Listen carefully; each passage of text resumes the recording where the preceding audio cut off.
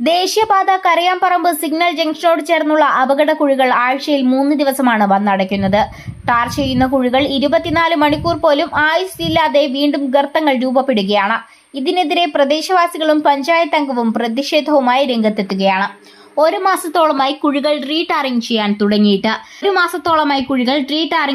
തുടങ്ങിയിട്ട് ഗുണനിലവാരമില്ലാത്ത ടാറിങ്ങിനെ തുടർന്നാണ് റോഡിൽ വീണ്ടും നിരന്തരം കുഴികൾ രൂപപ്പെടുന്നതെന്ന് നാട്ടുകാർ പറയുന്നു.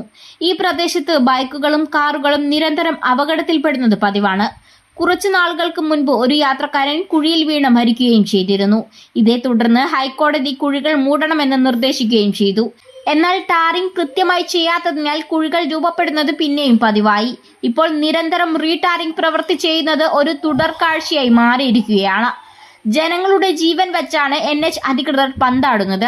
വിളിച്ചാൽ പോലും NH അധികൃതർ ഫോൺ എടുക്കുന്നില്ല. അവരുടെ ഭാഗത്തു നിന്നും സ്ഥിരമായ നടപടികൾ ഉണ്ടാകാത്ത പക്ഷം ശക്തമായ സമരത്തിലേക്ക് പോകുമെന്നാണ് വാർഡ് അംഗവും നാട്ടുകാരും പറയുന്നത്.